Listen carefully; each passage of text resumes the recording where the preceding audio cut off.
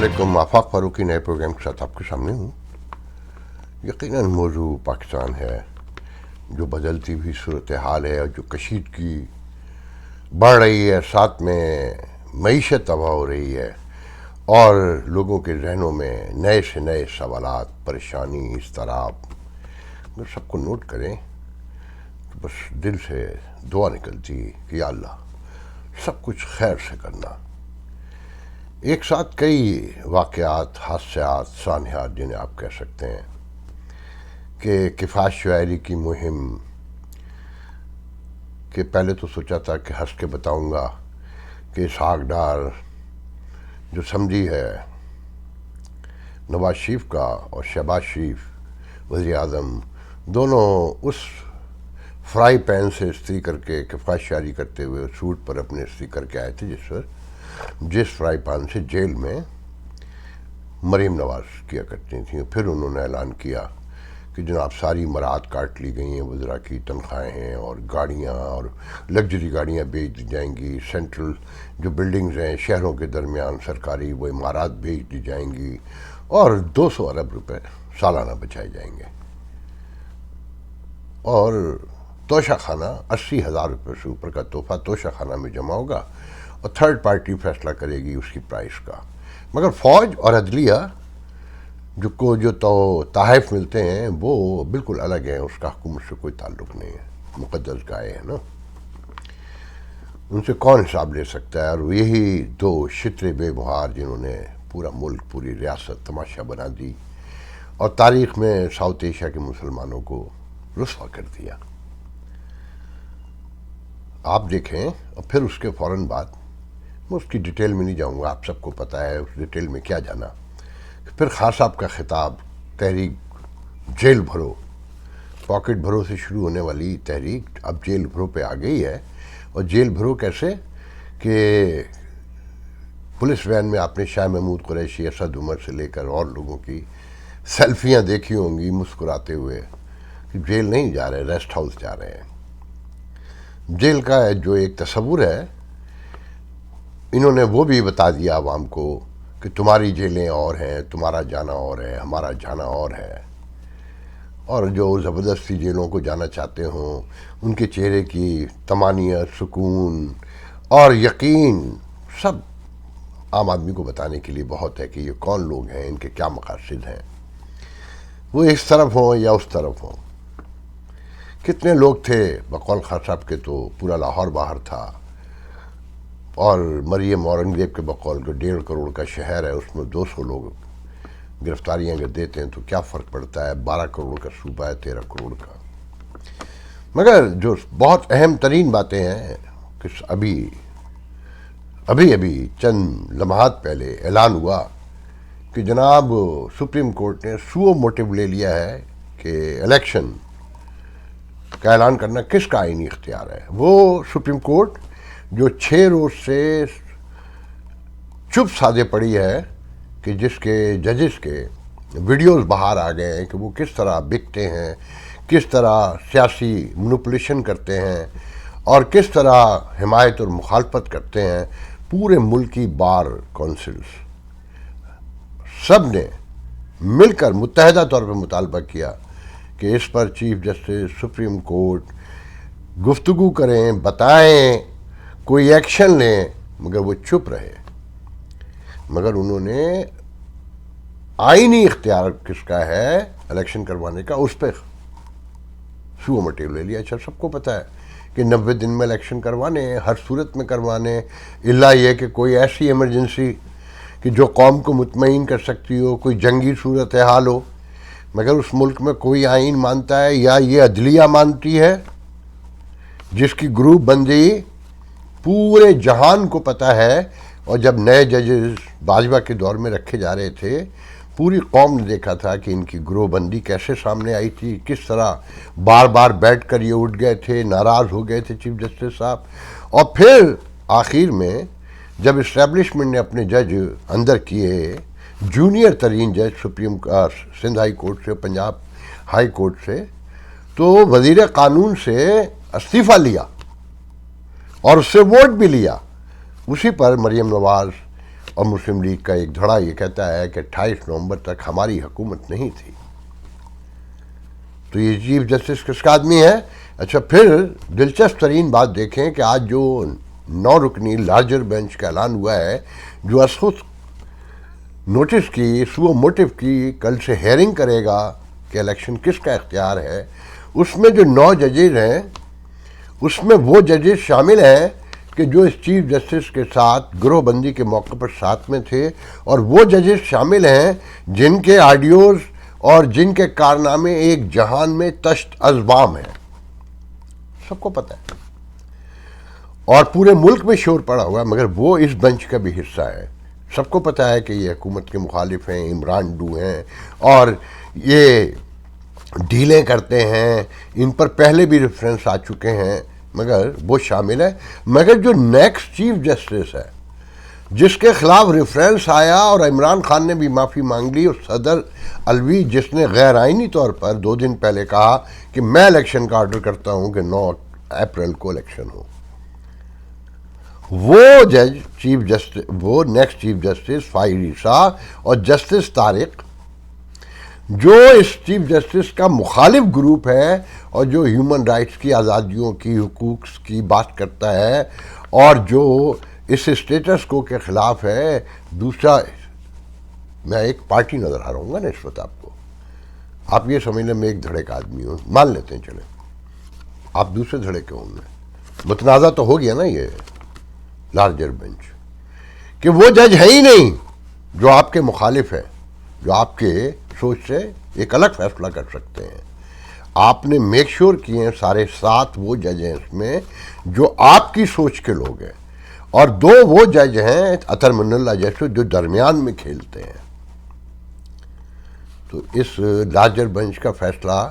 کوئی مانے گا،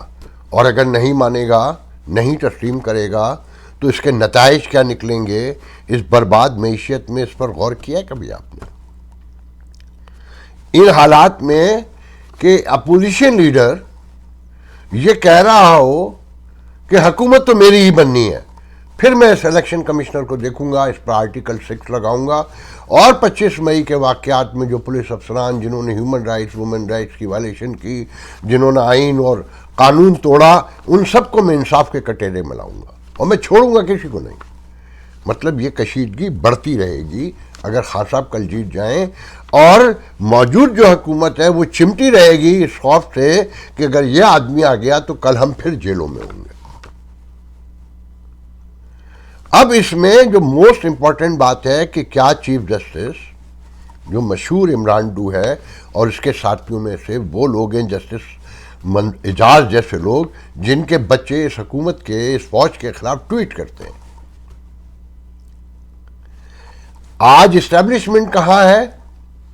وہ کہاں کھڑی ہے کہ لوگ ابھی چیف جسٹس کے اس اعلان سے پہلے، سو موٹو سے پہلے گفتگو یہ ہو رہی تھی کہ قاسم علی شاہ جو عمران خان کا مخالف ہے اور جس حکومت کے کہنے پر عمران خان کے خلاف بیان دیتا ہے، اسے الحمرہ لاہور کا ڈائریکٹر جنرل بنا دیا گیا، جیسے کراچی کونسل میں مبارک احمد شاہ کو بنا دیا گیا کہ اپنے لوگ لائے جا رہے ہیں اور صاف کھلے لوگ لائے جا رہے ہیں جو عمران خان کے مخالف ہیں. تو اس میں سے عوام میں کوئی یکجہتی، کوئی ہمانگی، کوئی اتفاق رائے اور کوئی ٹالرنس پیدا ہو سکتی ہے. آپ یہ نوٹ کریں، جو ان پروگراموں میں روز بتایا جاتا ہے کہ ہر نئے دن کے ساتھ کشیدگی بڑھ رہی ہے، اور آئی ایم ایف کا پروگرام جس کے سہارے یہ سب بیٹھے ہیں، اور یہ درست ہے خان صاحب کا کہنا کہ مہنگائی کا ایک نیا طوفان آنے والا ہے. اور یہ جو آج کی تقریب تھی شہباز شریف کی، کفایت شہری کی، جو پریس کانفرنس تھی، جو میڈیا کے سامنے آئے تھے، وہ اصل میں قوم کو یہی پیغام دینا تھا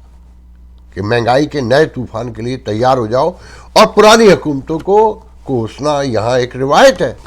ہر آنے والا یہی بتاتا ہے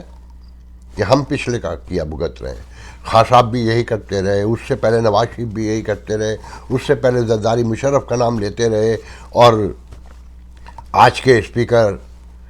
راجہ پرویز اشرف، یوسف رضا گیلانی. مطلب ایک پوری تاریخ ہے نا کہ بس پچھلے والوں کو کوس کر اپنا وقت پورا کرو اور اس کے نتیجے میں آج یہاں آ کر کھڑے ہو گئے. کوئی یہ نہیں بتاتا کہ یہ حکومتیں چلاتا کون ہے. جب اپوزیشن میں ہوتے ہیں تو انہیں human rights, women right, democracy, establishment کا رول، ہر چیز یاد آ جاتی ہے اور ملک کی تباہی سب نظر آ رہی ہوتی ہے. مگر جب یہ حکومت میں ہوتے ہیں انہی کے ذریعے انہی سے آگ لیتے ہوئے آتے ہیں اور یہ حکومتیں چلاتے ہیں اور انہی سے آگ لے رہے ہیں آج بھی. مگر سپریم کورٹ کا سو موٹیو لینا، الیکشن کمشنر کا اٹارنی جنرل کو بلوانا اور اپنے آپ کو بچانے کی کوشش کرنا، اور نیب کے کل جنہوں نے استعفیٰ دیا اور ساتھ میں یہ کہا کہ ان حکومتوں کہ یہ الیکشن فوری کروانے چاہیے، حکومتیں بننی چاہیے اور سب کو تسلیم کرنا چاہیے، یہ اس کا مینڈیٹ نہیں تھا. وہ یہ تو کہہ سکتا تھا کہ مجھ پہ دباؤ ڈالا جا رہا تھا، مجھ سے لوگوں کو چھوڑنے کی، پکڑنے کی فرمائش کی جا رہی تھی، مگر یہ مینڈیٹ اس کا نہیں تھا کہ وہ دوسرے حکومتی معاملات میں مداخلت کرے اور یہ کہے کہ الیکشن ہونے چاہیے کہ نہیں ہونے چاہیے. یہ اس کا حق نہیں تھا. پھر دوسری طرف میڈیا کا یہ حال ہے کہ پی ٹی آئی کے لوگ، کیونکہ ان کی پاپولیٹی دکھائی جا رہی ہے نا، کہ ایک ایک بندہ شعیب شاہین بیک وقت سیم ٹائم پر آنے والے شو میں جنہیں لائیو بتایا جاتا ہے 2 مختلف چینل پر بیٹھے ہوئے ہیں اور وہ خان صاحب کے کارنامے گنواتے ہیں اور ان کے جواب میں 3 اگر پی ٹی آئی کے لوگ ہوتے ہیں تو ایک بندہ مسلم لیگ نون کا بٹھایا جاتا ہے جسے ڈیفینسو کر دیا جاتا ہے. کوئی آزاد غیر جانبدار انٹلیکچوئل، دانشور، پولیٹیکل سائنٹسٹ اس ملک میں نہیں بچا کہ جو آ کو عوام کو سچائی بتا سکے، کیونکہ سب کو پتہ ہے کہ یہاں ایجوکیشن ریٹ کیا ہے. سب کو معلوم ہے کہ 30 کروڑ کی آبادی میں آلموسٹ 25 سے 30 کروڑ کے درمیان آبادی میں ٹوٹل 30,000 سائنٹسٹ پیدا ہوتے ہیں، کمپیوٹر سائنٹسٹ گریجویٹ ہوتے ہیں. ٹوٹل 30,000 to 35,000 اور 4.5 لاکھ کے قریب جو ہے گریجویٹ نکلتے ہیں. اور وہ جنہیں ہم بدھو کہتے تھے سعودی عرب والوں کو، 99.38% ان کا ایجوکیشن ریٹ ہے. اور ان کے گریجویٹ عورت و مرد ملا کر 24 اور 23% ہیں. امریکہ کے 34% ہے، ذہن میں رکھیے گا گریجویٹ. آپ کے یہاں post graduate, post secondary school جو ہے نا 13 to 14% بتائے جاتے ہیں. اس میں ایسا میڈیا بھی ہو، دیکھیں خان صاحب ہوں، شہباز شریف ہوں، جب تک خالی ان کے خطاب آتے ہیں اور جب یہ دعوے کرتے ہیں تو ماڈرن میڈیا جو ہے نا وہ فوراً ہی خطاب ختم ہونے کے بعد، دعووں کے بعد فیکٹ چیکس لے کر آ جاتا ہے کہ حضور نے کہاں سچ بولا تھا، کہاں جھوٹ بولا تھا. کہ خان صاحب جو آج کہہ رہے تھے کہ شہباز شریف کو یہ بھی نہیں پتا کہ یہ سوشل میڈیا کا دور ہے، یہاں 2 منٹ کے اندر پرانے تمہارے دعوے سامنے آ جاتے ہیں. تو خان صاحب دعوے تو آپ کے بھی آ جاتے ہیں نا. لوگ بھول جائیں گے کہ آئی ایم ایف کے پاس جاؤں گا تو سمجھو میں خودکشی کر لوں گا. آئی ایم ایف کے پاس نہیں جاؤں گا. میرے 100 دن سے لے کر ہر کہانی سب کو یاد ہے.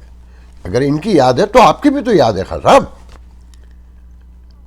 بات یہ ہے کہ کہیں فیصلے ہو گئے کہ اس ملک کو اب اس کے جغرافیے میں نہیں رہنے دینا ہے. کہ جوں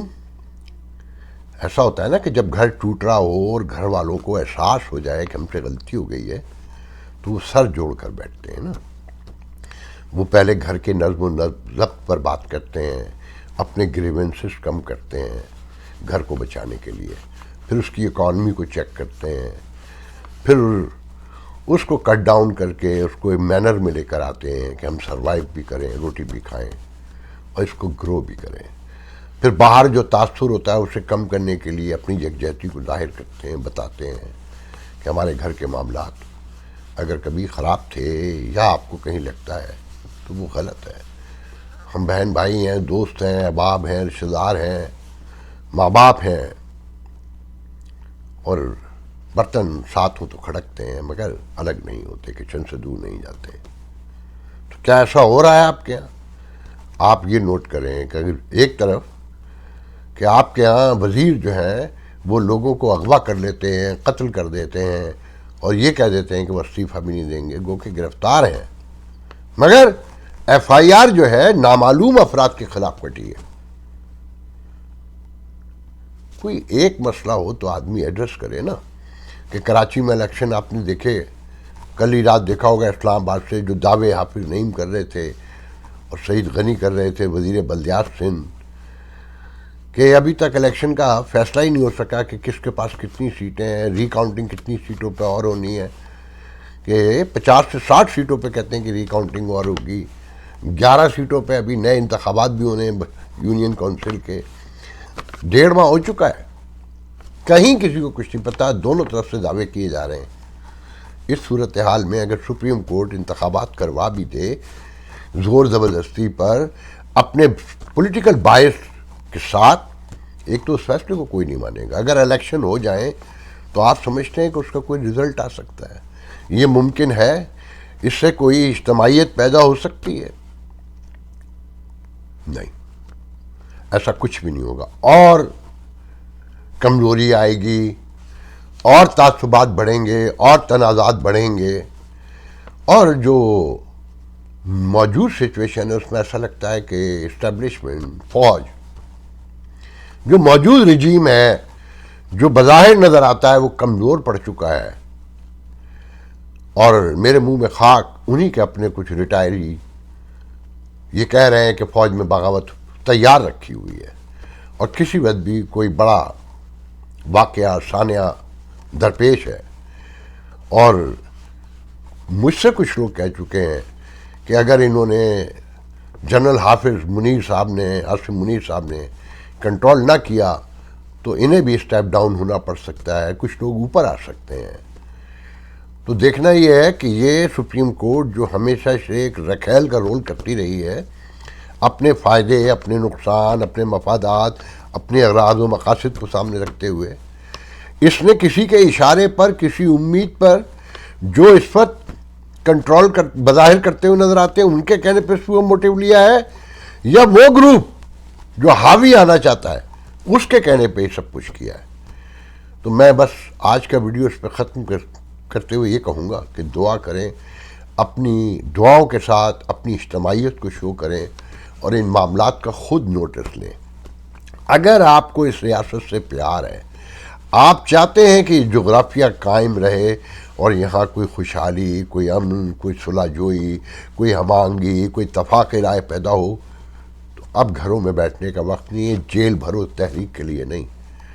اپنے مشترکہ مفادات کے لیے P T I, P D M, Peoples Party, Muslim League, M Q M, National Peoples Party یا نیشنل عوامی پارٹی یا جمعیت اسلام فے اور ایکس وائی زی، کوئی بھی